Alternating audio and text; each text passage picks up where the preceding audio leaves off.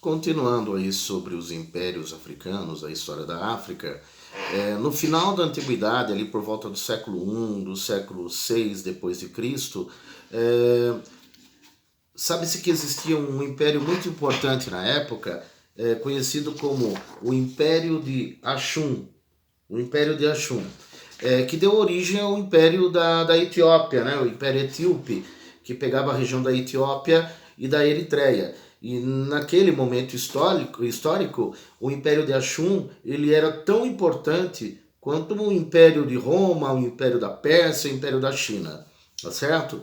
Outro importante império do período, né, era o Império de Gana, o Império de Gana, tá? Foi o mais antigo Estado negro que se conhece, formado aí no século IV, conquistou uma grande área onde exerceu uma grande dominação política e econômica, tá bom? Ao sul do que hoje a gente chama de Mauritânia, Senegal, Mali, foi um núcleo formado pelos povos conhecidos como Soninké, tá bom? Bom, outro império importante da história da África, o Império de Mali. O Império de Mali. Com o declínio do Império de Gana, diversas disputas ocorreram na região, tá bom? E aí surgiram estados menores, paralelos, independentes. E no século XII, um desses estados era formado por um povo chamado de Sosso, né? Da etnia Soninké, que foi por meio das armas que esses impuseram e alcançaram a hegemonia aí no século XIII, tá bom? O Império de Mali era formado por povos presentes na região situada entre o rio Senegal e o rio Níger, com um estado unificado, hegemônico, poderoso, tinha um exército poderoso, tá certo? Tá bom? E tudo isso fez o quê? Com que o Império de Mali se tornasse um dos impérios mais importantes do continente africano. Finalmente, o Império de Songhai. O Império de Songhai. O Império de Songhai ele está relacionado com a cidade de Gao, que estava localizada na curva do rio Níger. Tá? Essa cidade foi um importante centro comercial, político e econômico, com um poder militar de arqueiros que se lançavam no rio Níger. E até o século XIV, Gao estava sob o poder do Império de Mali.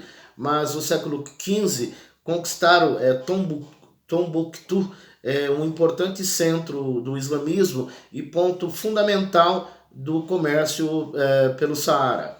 Exploravam ouro, sal, estabeleceram uma unificação, olha só, uma unificação de pesos e de medidas que facilitava a cobrança de impostos e as trocas comerciais.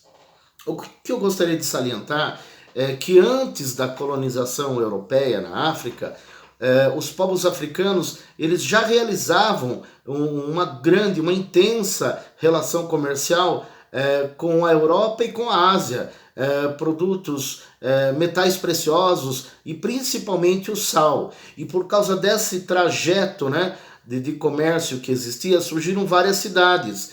Esse caminho ficou conhecido aí como a Rota do Sal. Bem, durante o século XV, os exploradores europeus chegaram primeiro na região do litoral da África Ocidental. Os colonizadores que eram lá de Portugal, de Espanha, da França, da Inglaterra, da Holanda, da Bélgica, foram os competidores de um novo caminho, né, para as Índias e estabeleceram ali na região no litoral feitorias e portos para embarques, principalmente de escravos, tá? Ah, mas havia escravidão no continente africano? Sim. Lá na antiguidade, nos impérios africanos, quando aconteciam as guerras, os capturados acabavam virando escravo. E ele aceitava essa situação de ser escravo porque era uma questão de sobrevivência, tá? E não era em grande escala. O que aconteceu então a partir do século XV, quando os europeus começam a conquistar o continente africano, e aí era o momento do capitalismo, tá? Os capturados na África, eles são como mercadoria, como peça, tá certo? Então está dentro de um contexto capitalista, tá? E é um comércio altamente lucrativo a partir de então, tá certo? No século XIX, O século XIX era o segundo momento da Revolução Industrial. Na segunda metade do século XIX, nós vamos ver nações europeias industrializadas e ricas em busca de metais preciosos, né, matéria-prima para suas indústrias, suas fábricas.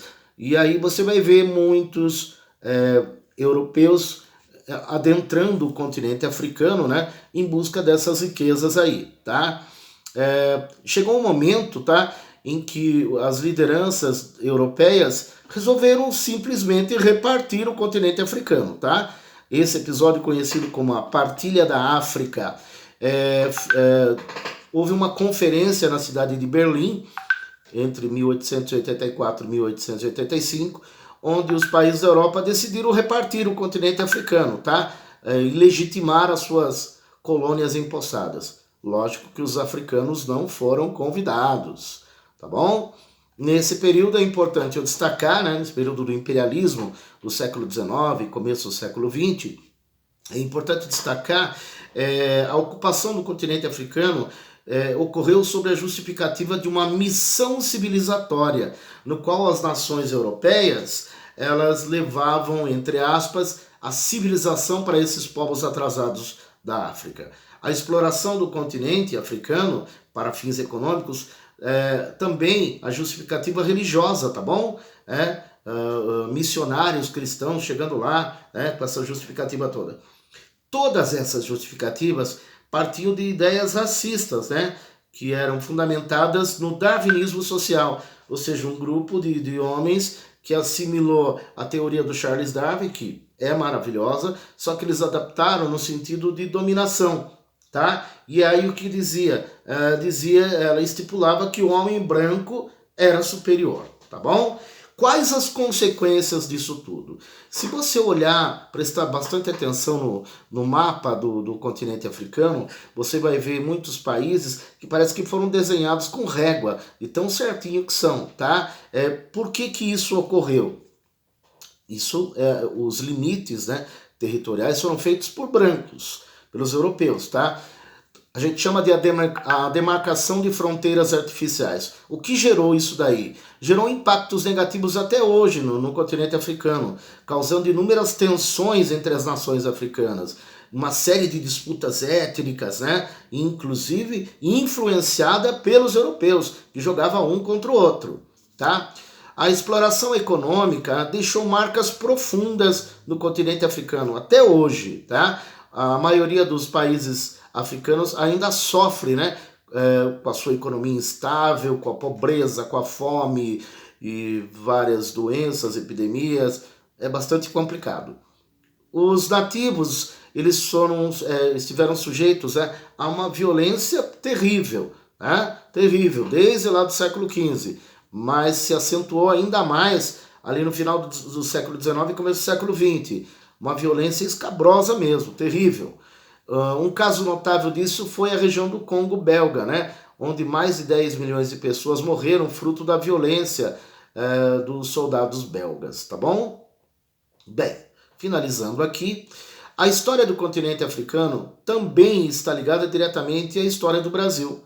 No século XVI, Portugal foi o primeiro país a adotar o comércio de escravos e logo outras nações seguiram, tá bom? Os europeus geralmente compravam escravos de guerra, em outros casos, pessoas eram sequestradas e transformadas em escravas, tá? Milhões de negros de várias regiões do continente africano eram trazidos aqui para o Brasil e escravizados, tá? Várias etnias, vários grupos, várias línguas, várias culturas. Então, por isso que nos dias de hoje é muito difícil nós que somos, né, os afro-brasileiros, afrodescendentes, a gente saber a nossa origem, né? Não dá para saber. Tá? A gente nem era considerado ser humano, nós perdemos a identidade no meio do caminho aí, tá bom? Bom, para finalizar, no Brasil a substituição da mão de obra indígena pela africana teve início em 1570. Os portugueses traziam mulheres, homens de colônias africanas para trabalharem como escravos nos engenhos de açúcar, tá bom? aonde eu quero finalizar aqui, que o Brasil ele continuou com esse comércio de africanos até a segunda metade do século XIX.